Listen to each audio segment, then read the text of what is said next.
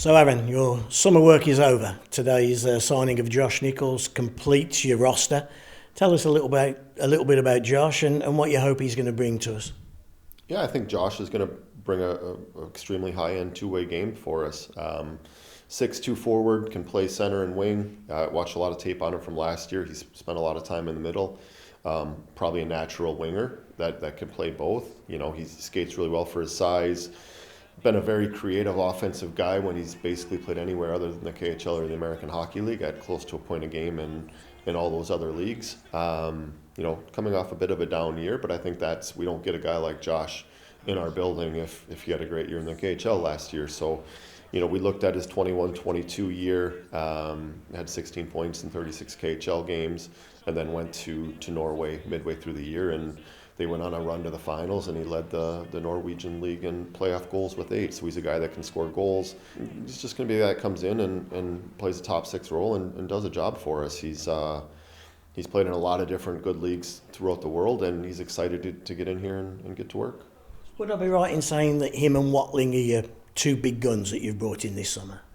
Well, yeah, I mean, you look at those two guys as their resumes and some of the numbers they ran in places for sure. There's definitely a couple guys, I mean, with the returning guys we got back, there's, Champ and Scotty and Nooms were really good for us. Valley coming back. I'm very confident he's going to come back and put up some big numbers for us. So we got 10 guys out, 10 guys in is kind of the way I've looked at it, and if you look at the group we brought in versus what we've lost, I feel like we've gotten better.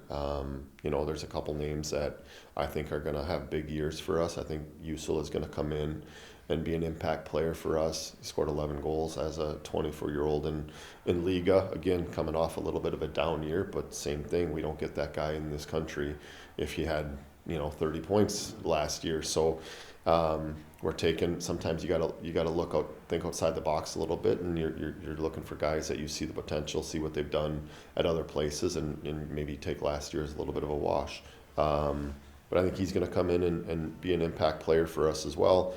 We got a good group. Our defensemen, we've got Diffley, Sauce, and Tans as coming in for Schulze, Peach, and Davy Phillips. I feel like we've gotten a little bit bigger, maybe a little bit faster back there in that regard as well. So overall, I think our group is looking very strong. Now it's going to be, we only have 2 weeks of camp, which is also not a big number. I know Cardiff has been on the ice for a couple weeks here, Belfast for a couple weeks here. I think Nottingham's going to be on a week longer than us. So it's going to be up to us to make sure that the guys came in shape and, get them through the information they need as quickly as possible and get up to top form quickly here.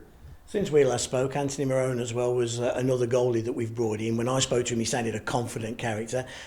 And you felt, I know, that we needed some help for Greenfield because he played so much for us last year. Yeah, we couldn't. I think we were pretty fortunate that Greener gave us what he gave us for the amount of games we played, and we didn't lose him for any of those key starts that we needed to. So it's not a blueprint you want to try to go back to back with. So we felt like bringing in someone that I trust can win us hockey games when he starts was important. He's coming in. He's a competitive guy. He obviously wants to play games. Very high character, team first guy. But he's someone that I feel like is going to get an opportunity to play. And when he does play, he's going to play well and look for more opportunities. So I think that's what you need in a goalie tandem like that. Those 6 guys in front of him then, I think it was felt generally last year that the defence wasn't our issue. It was a good defence. We had good records. So then to improve that must be a positive, and you feel that you have done that? Yeah, definitely. I feel like, just as a group, I think we're probably a little bit more versatile. We're going to be a little bit bigger. I think when we did have issues, it was probably around the net area. And I think we got some guys here too that'll help in our retrievals, that'll help get that puck up to our forwards quicker in our transition game, which will then lead to more offense. It isn't always just about the defenseman side of the game. I feel like we got a group here that are all very good defensively, but they're gonna help us transition pucks into offense quicker as well. Every single person watching this will be scribbling 12 names down. We'll have their 4 lines. You'll have yours, I'll have mine. Fred and Joe in Block 107 will have theirs. Is the flexibility, because it always changes, doesn't it, the lineup from day one to what we end in March with. But are you comfortable that what you've got there is flexible, you can swap it around, you can do different things with it, and it can produce those extra goals that we were looking at from last year? Yeah, I think so. I think chemistry obviously plays a key component in a lot of teams and what kind of offense they can create. You know, we have some line. We have a line in that 29, 12, 25 line that had a great year last year. Is there an urge to stick with that because you know it works, or are you happy to break it up? And I think we'll mix it around early to see if there's any new chemistry that can be built, and that's always a great option to fall back on if and when you need it. You know, I've got a ghost lineup in my head currently, but I can guarantee you that it's going to change throughout the year. There's guys that I might view as a premium top line guy right now that come in and aren't, you know, maybe they're a middle 6 guy, and there might be a guy that, you know, I view maybe as a third line guy that comes in and at our level, just for some reason his game translates better than I thought it would. So that's part of this process as well. That's why you have training camp. We'll mix things around. We'll throw a few different power play units at the wall and kind of see what sticks early on. And then, you know, hopefully I would love nothing more than to put a lineup up opening night and have it run for 55 or 60 games. But we know that's not going to happen. And we've got some versatile guys that can play multiple positions, which I think is going to help us in the face-off dot with the lefty-righty combos that I can use that way as well. But it'll be a little bit of a, like normal. We'll mix it around early, see what works well, and kind of go from there. The room's lost a bit of character. It's lost somebody like Davy Phillips. It's also lost a captain in Jonathan Phillips. But the guys that you've brought back certainly have got leadership qualities, haven't they? The Champions, the Allens of this world. Yeah, absolutely. I don't think that there's going to be any issue from a leadership point of view. You know what I mean? I think, you know, maybe the aspect that we lost with Jono was more of a culture. You know, I know it's a hockey buzzword, but that is what Jono was as a leader, was, you know, the culture of first one in, last one out, hardest working guy in the gym. Just one of those types of guys that you looked at and younger players like to emulate and older players respected very much. So, you know, we'll need to make sure that that's part of something that we need to look at early and make sure we don't lose any of that in our room. Yeah. Have you thought about the replacement of Jono? I'm sure you have. Or is that something that will perhaps over the first exhibition games and you look at it before the Coventry game? Yeah, we'll just keep looking at that. You know, there's not a decision that's been made yet. We'll go from there with it.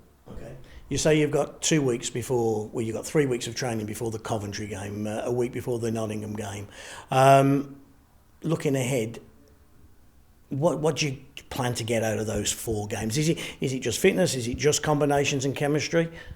Yeah, well, it's a lot of system stuff. I think that's probably, with only a 2-week camp, that's the thing that you have the hardest time getting instilled quick enough is, you know what I mean? You don't want guys doing a lot of thinking out there. You want them to understand what we're trying to do and have it be second nature, where only 2 weeks isn't a ton of time to get through everything and deal with the fitness and the special teams. So that's probably a little bit of the harder part is just having the short timeline for some of the system stuff that we'd like to get rolling into. But we'll make it work, and we'll get our group ready. Like I said, I think, you know, the guys are going to come in good shape. We've been in contact with them daily, weekly on what they've been doing all summer. So if you don't have to you know, get them into shape over camp and they've come in pretty good hockey shape, that already helps a ton. Excited? Absolutely. Yeah, this is it's been a long summer here. You know, I think if you weren't excited, you're in the wrong business. You know, I know we texted when I was on vacation in the States there for a little bit and chomping at the bit to get back and get rolling here, get the boys in, and, you know, it's fun. It's a great opportunity here for us. You know what I mean? And we've got to find a way to get it done this year. And a hell of a league as well, because some other teams have stepped up to the plate as well. Glasgow have, if you like, with new ownership, and Nottingham trying to make their way back into the group as well. It's going to be some league. The league is good. There's no question about it. You can look around the league, and I don't think there's a team that's not gotten a little bit better. Cardiff kept a huge core of their group of guys, and they've added some quality with the replacements. Glasgow's definitely, from a resume point of view, has added some higher end guys. Nottingham's reloaded here, especially with some of the Brits that they brought back. I think that's a key component for their group is, that'll help them a ton. Belfast is the wild card. They've probably lost the most from their top end guys, but they do a great job finding replacements, and they'll be there for sure as well. So it's a good league. There's no easy games. It's a fun league that makes it entertaining as well.